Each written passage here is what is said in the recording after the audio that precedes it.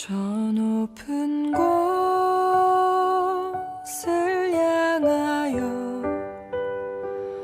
날마다 나아갑니다. 내 뜻과 정성 모두어 날마다 기도합니다. 내 주여 내 발붙드사 그곳에서 게 하소서. 그곳은 빛과 사랑이 언제나 넘치오니다.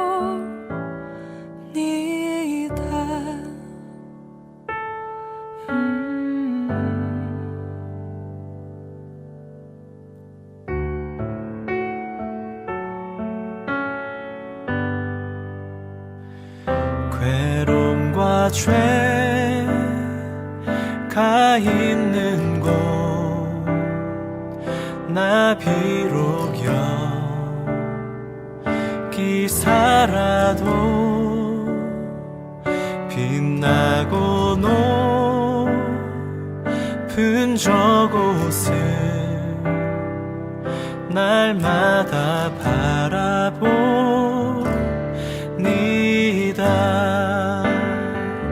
의심의 안개 거치고 근심의 구름 없는 곳 기쁘고 참된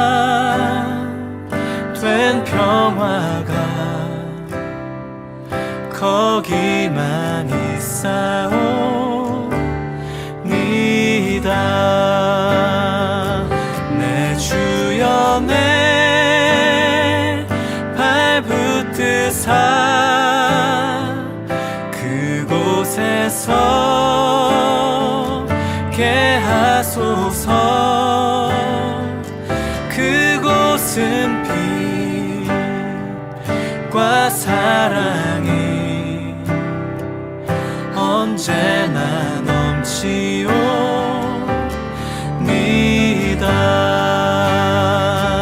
내 주여 내 발붙드사 그곳에서 게 하소서. 그곳은 빛과 사랑이 언제나 넘치옵니다.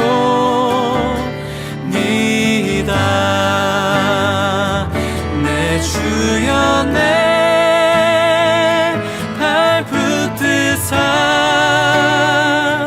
그곳에서 게 하소서. 그곳은 빛과 사랑이 언제나 넘치옵니다.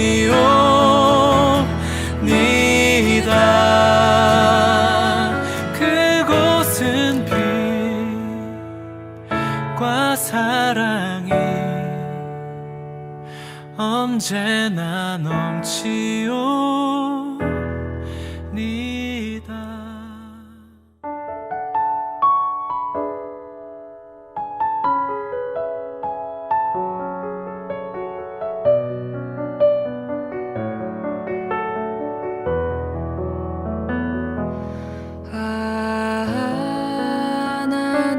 하나님의 은혜로 있을 데 없는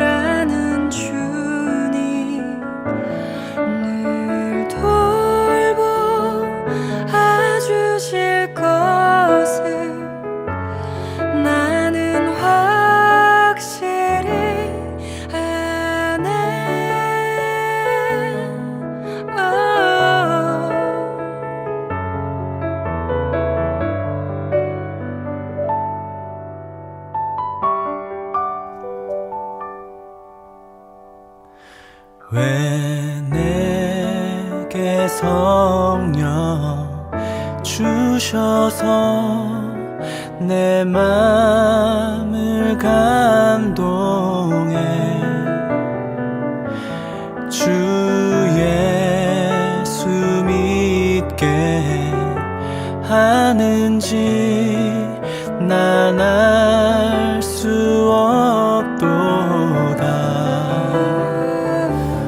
내가 믿고 또 의지하는 내 모든 형편 잘 아는 주님 늘 돌보아 주실 것을 나는 확실히 아네.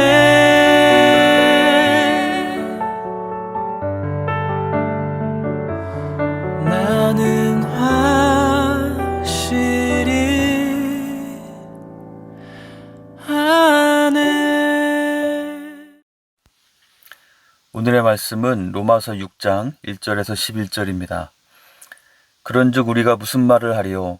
은혜를 더하게 하려고 죄에 거하겠느냐? 그럴 수 없느니라. 죄에 대하여 죽은 우리가 어찌 그 가운데 더 살리요? 무릇 그리스도 예수와 합하여 침례를 받은 우리는 그의 죽으심과 합하여 침례를 받은 줄을 알지 못하느냐? 그러므로 우리가 그의 죽으심과 합하여 침례를 받음으로 그와 함께 장사되었나니 이는 아버지의 영광으로 말미암아 그리스도를 죽은 자 가운데서 살리심과 같이 우리로 또한 새 생명 가운데서 행하게 하려 함이라. 만일 우리가 그의 죽으심과 같은 모양으로 연합한 자가 되었으면 또한 그의 부활과 같은 모양으로 연합한 자도 되리라. 우리가 알거니와 우리의 옛사람이 예수와 함께 십자가에 못 박힌 것은 죄의 몸이 죽어 다시는 우리가 죄에게 종노릇하지 아니하려 함이니 이는 죽은 자가 죄에서 벗어나 의롭다 하심을 얻었음이라. 만일 우리가 그리스도와 함께 죽었으면 또한 그와 함께 살 줄을 믿노니 이는 그리스도께서 죽은 자 가운데서 살아나셨음에 다시 죽지 아니하시고 사망이 다시 그를 주장하지 못할 줄을 알미로라. 그가 죽으심은 죄에 대하여 단번에 죽으시며 그가 살아계심은 하나님께 대하여 살아계심이니 이와 같이 너희도 너희 자신을 죄에 대하여는 죽은 자요 그리스도 예수 안에서 하나님께 대하여는 살아있는 자로 여길지어다. 아멘. 오늘도 6.19 온전함 기도회에 함께 하시는 한 분 한 분을 주님의 이름으로 축복합니다. 우리가 요즘에 묵상하고 있는 로마서는 구원, 즉 믿음으로 의롭다 하심을 얻는 것에 대해서 매우 논리적이고 체계적으로 설명하고 있습니다. 그래서 특히 그런즉, 그러므로, 이는, 이와 같이 등등의 접속사가 많이 등장하는 것을 발견할 수 있고 이 접속사들의 논리적인 흐름을 따라서 읽는 것이 말씀을 이해하는 데 도움이 됩니다. 오늘 우리가 읽은 본문 1절은 그런즉으로 시작합니다. 즉 오늘 본문도 그 앞부분에 언급된 내용에 대해서 논리적으로 연결이 되는 내용이란 뜻이죠. 바로 앞장 로마서 5장에서는 예수님의 십자가의 죽으심으로 확증된 하나님의 사랑을 우리가 믿음으로 받아들일 때 우리에게 값없이 은혜로 주시는 죄사함과 의롭다 하심, 그리고 그 결과로 얻게 되는 하나님과의 화평과 친밀한 교제에 대해서 말씀합니다. 그리고 예수 그리스도를 통해서 하나님의 의의가 우리에게 주어지는 것을 설명하기 위해서 한 사람, 아담을 통해 죄가 세상에 들어왔고 모든 사람이 범죄함으로 사망에 이르게 된 것처럼 한 사람 예수 그리스도의 대속의 죽으심을 통해 죄사함과 의롭다 하심의 은혜가 우리에게 주어졌고 많은 사람들이 믿음으로 생명에 이르게 되었다고 말씀합니다. 이어서 율법과 죄와 은혜의 관계를 설명하면서 특별히 5장 20절에서 율법은 우리의 죄를 더 자각하고 깨닫게 해주고 죄를 규정해주는 역할을 하게 되는데 자신의 죄가 더 많고 죄를 더 많이 자각할수록 그 모든 죄를 용서하시고 죄사함과 생명을 주시는 주님의 은혜를 더 크고 풍성하게 느끼며 감사하게 된다고 말씀합니다. 오늘 본문 6장은 바로 이 5장 20절에서 죄가 더한 곳에 은혜가 더욱 넘친다는 이 말씀에 대해서 사람들이 품을 수 있는 반대 질문. 즉, 그렇다면 더 큰 은혜를 얻을 수 있기 때문에 또는 더 큰 은혜를 얻을 수 있기 위해서 우리가 계속 죄 가운데 거하면서 범죄해도 괜찮은 것이고 논리상으로는 오히려 그것이 더 유익하다는 말인가? 라는 질문에 대해 답변을 하는 내용입니다. 여러분은 어떻게 생각하시나요? 오늘 본문 1, 2절 그리고 11절은 그 대답을 매우 명확하게 내려줍니다. 결코 그럴 수 없다는 것입니다. 우리는 죄에 대해서 죽고 하나님께 대해 살아있는 자들이기 때문에 우리가 죄 가운데 머물러서 살 수 없다는 말씀입니다. 마치 큰 사기를 당해서 재정적으로 거의 회복이 불가능한 그런 큰 어려움에 빠져 있을 때 어떤 독재자가 나타나서 아무런 대가 없이 얼마가 되든지 우리의 모든 채무를 다 탕감해주고 손실한 것을 다 보상해주겠다고 한다면 그 사람에게 더 큰 은혜를 입고 더 많은 혜택을 얻기 위해서 내가 과연 계속해서 사기를 당하며 살겠는가와 같은 똑같은 질문인 것이죠. 네, 물론 그럴 수 없습니다. 그것은 상식적으로나 도리상 그럴 수 없는 것입니다. 그런데 오늘 본문 3절에서 10절에서는 우리가 그렇게 죄 가운데 살 수 없는 이유, 더 은혜를 얻기 위해서 계속 범죄한다는 것이 말이 되지 않는, 성립될 수 없는 이유에 대해서 말씀하고 있습니다. 그것은 우리가 의롭다 하심을 얻는, 은혜를 얻게 되는 믿음, 그 신앙 고백의 내용과 그로 인해서 하나님께서 우리 안에 행하시는 일이 무엇인지를 생각해 볼 때 그것은 성립할 수 없다는 것입니다. 오늘 본문에서는 이에 대해서 설명하기 위해서 특별히 침례를 빗대어서 설명하고 있습니다. 예수님께서 우리를 구원하시기 위해 하신 사역은 9절에서 10절에 요약되어 있듯이 십자가에서 인류의 모든 죄를 위해 단번에 죽으신 것과 사망 권세를 이기시고 죽은 자 가운데서 다시 살아나신 것입니다. 우리가 예수님을 믿고 참여하는 침례의식은 우리가 예수님과 연합하여 예수님의 죄에 대해서 죽으심과 하나님께 대해 살아계심에 함께 참여하는 의미를 갖습니다. 두 사람을 부부가 되게 하는 것은 결혼 예식 자체가 아니라 두 사람의 진실된 사랑의 서약이지만 그 서약을 표현하는 결혼 예식이 갖는 의미를 잘 이해하고 실행하면 그 사랑의 서약을 더 잘 기억하고 그에 따라 살아가는 데 매우 유익할 것입니다. 마찬가지로 우리가 의롭다 하심을 얻고 하나님의 자녀가 되는 것은 어떤 침례의식 자체를 통해서가 아니라 우리 마음의 깊은 곳을 통찰하시는 하나님 앞에서의 진실된 믿음의 고백을 통해서이지만 그 믿음의 고백을 표현하는 이 침례의식의 의미를 잘 이해하는 것은 매우 중요하겠습니다. 우리가 침례를 받을 때 공개적으로 신앙을 고백한 후에 물속에 침수, 완전히 잠기게 됩니다. 오늘 말씀은 그것이 우리가 우리 마음속에 영접한 예수님의 죽으심에 함께 참여해서 우리의 옛사람, 죄의 종으로 살아가던 죄의 몸을 장사 지내는 것이라고 말씀합니다. 그리고 다시 물 밖으로 일어서서 나오게 되는데요. 이것은 예수님의 부활에 함께 참여해서 새 사람, 즉 하나님의 뜻을 좇아 살아가는 의의 몸으로 다시 태어나는 것을 의미한다고 말씀합니다. 옛사람, 죄의 몸이 물속에 장사되고 새 사람, 의의 몸으로 다시 살아나는 것입니다. 이것이 우리가 예수님을 믿는 믿음의 고백의 핵심이고 성령께서 우리에게 이루시는 거듭남입니다. 죄에 대해서 죽고 의에 대해서 하나님께 대해서 사는 것입니다. 다시 1절의 질문으로 돌아가서 이미 우리의 옛사람이 예수님과 함께 십자가에 못 박혔고 우리 죄의 몸이 죽었는데 우리가 어떻게 계속해서 죄 가운데 거하면서 죄에게 종로로 살 수 있겠는가라고 그것이 어떻게 가능하겠느냐고 반문하고 있는 것입니다. 그것은 말이 되지 않는 것이죠. 과거와 현재와 미래의 우리의 모든 죄에 대해서 단번에 완전한 속죄대물이 되신 예수님의 십자가의 보혈의 공로에 의지해서 죄사함과 깨끗게 하심의 은혜를 입은 우리는 이 모든 것을 은혜로 얻었기 때문에 이것을 결코 가벼이 여기는 것이 아니라 그 큰 은혜를 기억하며 그에 합당하게 살아가야 할 것입니다.